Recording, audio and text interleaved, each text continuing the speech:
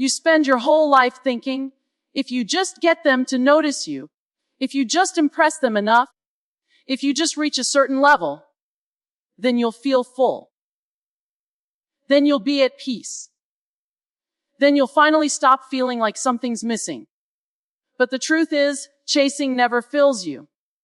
It only makes the emptiness louder.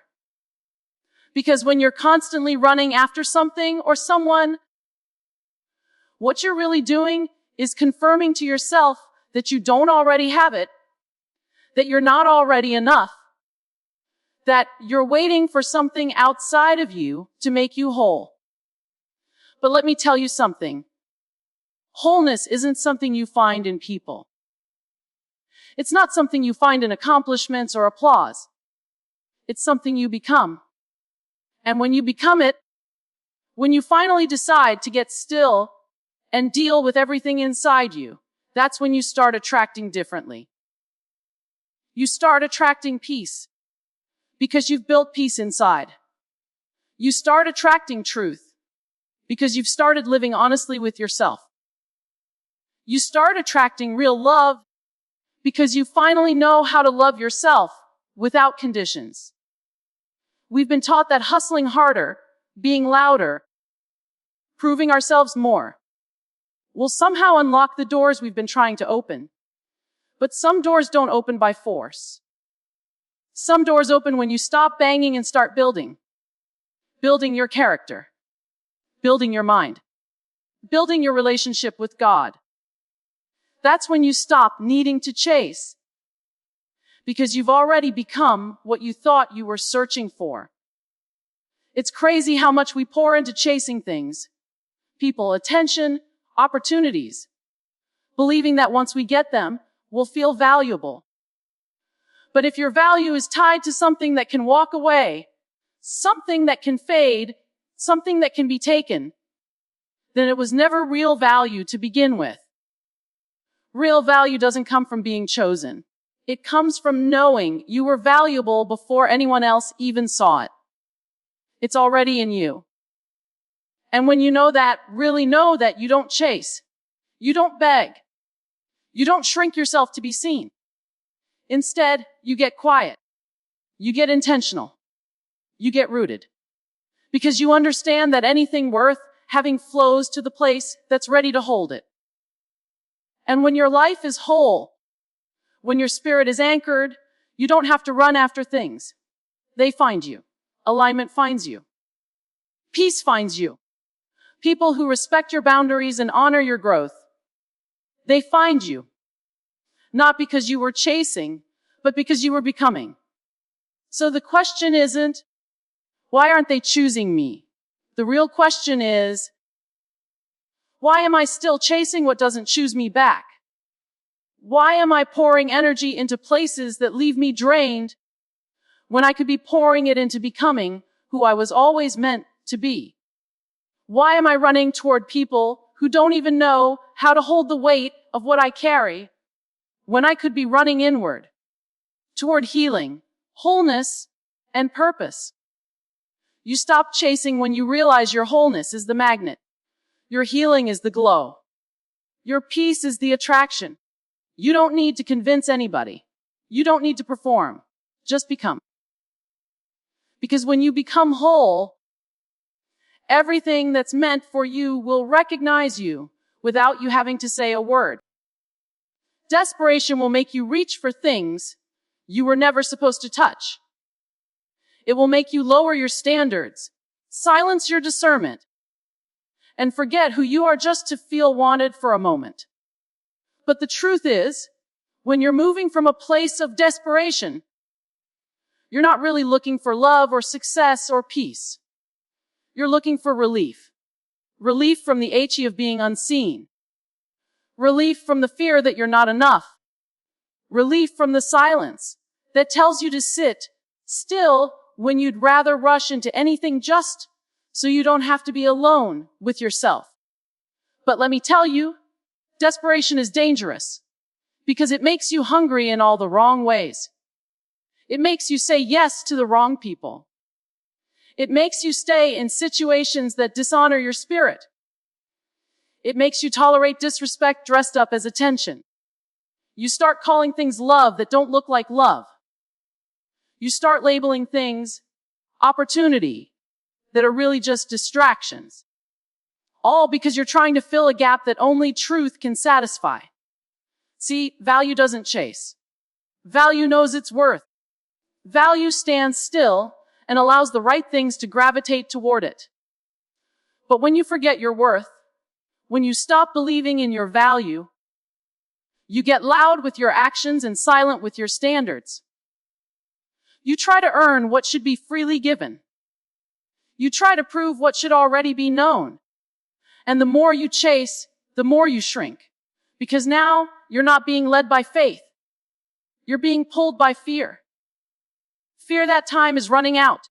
Fear that no one will choose you. Fear that what you desire is too big for you. And that fear becomes a weight you carry into everything. You carry it into conversations. You carry it into dreams. You carry it into your own reflection. And slowly, it erodes your confidence. It wears down your voice. It convinces you that maybe if you chase just a little bit harder, they'll finally see you. But you were never created to beg for what's already in alignment with who you are. You don't have to audition for spaces God already wrote your name into.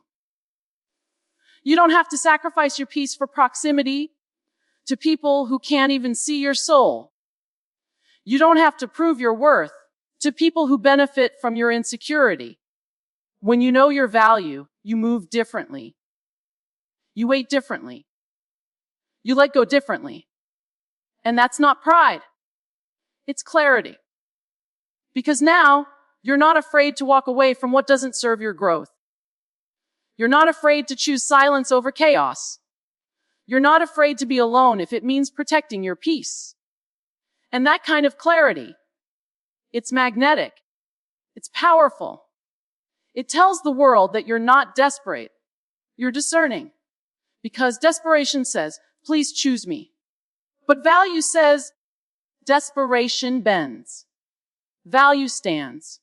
Desperation clings. Value releases. And when you release what was never meant to be yours, your hands are finally free to receive what's been waiting for you all along. So if you're tired of chasing, maybe it's time to check the fear you've been feeding. Maybe it's time to get honest about why you're still entertaining spaces that can't hold you. Maybe it's time to remember that your value is not up for debate. And it definitely doesn't need desperation to prove itself. You don't have to chase to be seen. You just have to know who you are, and the right things will know how to find you. Sometimes the hardest thing to do is let go. Not because you don't want peace, not because you don't crave growth, but because the things you're still holding on to have become so familiar, they feel like home, even when they hurt. You hold on to the relationship that drains you. You hold on to the version of yourself that God is trying to free you from. You hold on to memories, habits, people, and pain because somewhere in the chaos you found identity. You found a rhythm, even if it was destructive. And now, the idea of releasing what you've always clung to feels like losing a piece of yourself. But let me be real with you. Holding on to what God is trying to pull you away from won't just keep you stuck. It'll break you slowly. You think you're preserving something, but what you're really doing is postponing the healing. You think you're protecting your heart by not letting go, but in reality, you're exposing it to more damage because anything that's not meant for you can only take from you. It won't pour into you. It won't make you better. It won't lead you forward. It will only demand more than it gives, and the cost will be your peace. You can't heal while still feeding what broke you. You can't become who you were meant to be if you're still living like who you used to be. And I get it. Letting go feels like grief. It feels like surrender. But maybe that's the point. Maybe letting go is less about losing and more about trusting. Trusting that what God has ahead is better than what you're trying so hard to keep. Trusting that your future doesn't need the weight of your past to be beautiful. Trusting that you don't have to drag broken pieces into the next season just to prove you've been through something. Growth requires release. And release isn't always this big, dramatic moment. Sometimes it's quiet. Sometimes it's just you deciding, I'm done letting this thing live rent free in my mind. I'm done giving my energy to what keeps me empty. I'm done answering the call of my old self when I know a new version of me is being born. That kind of release is sacred. It's strong. It's necessary. Because you can't attract peace while nurturing chaos. You can't receive new when your hands are full of expired. And let me tell you this, there's freedom on the other side of letting go. A freedom you can't even imagine while you're still tangled up in what no longer serves you. There's clarity. There's strength. There's joy that doesn't feel forced. But you won't taste it until you choose to release what's been feeding your fear more than your faith. You won't walk in it until you stop carrying dead weight like it's your calling.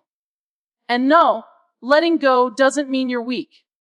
It means you're wise. It means you finally understand that your worth isn't tied to what you can hold on to, but to what you're willing to release in faith.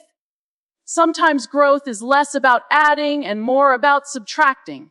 Subtracting the voices that confuse you, the patterns that sabotage you, and the attachments that drain you. So if you're serious about becoming, if you're done with the cycle of chasing what never fills you, then this is where the shift happens. This is where you stop gripping what God already told you to let go of. This is where freedom begins, with open hands and a willing heart. Because you were never meant to carry it all. And you definitely weren't meant to carry what was never yours. Let it go so you can finally grow. When you stop chasing and start attracting, you realize something powerful. Your value doesn't have to beg to be seen. It doesn't have to shout in a crowd or shrink to fit into someone else's expectations. There's a stillness that comes with knowing who you are. A kind of quiet confidence that doesn't need applause to know it's worthy. And when you reach that place, you start to see that you were never meant to fight for space in rooms God didn't call you to. You were never meant to plead for love that's blind to your worth or force connections that dilute your identity. There's a world out there that thrives on hustle, on proving, on the grind. And yes, there's honor in the work, in the process, in the diligence. But when you start striving for things out of desperation, instead of alignment, you wear yourself out chasing validation that won't last. That's when you start to compromise. You silence your voice to keep peace. You ignore the red flags because you're afraid to lose.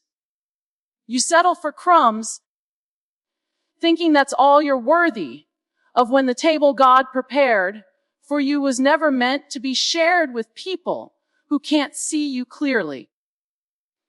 That's why it matters so much to get rooted in identity before you go out into the world seeking connection. Because if you don't know who you are, you'll believe anything they tell you. You'll chase people, opportunities, and dreams that look good but don't fit. You'll dress yourself in what's trending instead of what's true. And the weight of performing, of pretending, of pushing yourself into molds that were never meant to hold you, it's exhausting. But when you finally come to a place where you trust that who you are is enough, everything changes. You stop auditioning for roles you were never meant to play. You stop explaining yourself to people committed to misunderstanding you.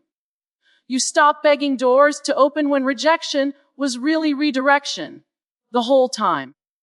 That's what happens when you move from chasing to attracting. Your energy shifts. You no longer lead with desperation. You lead with discernment.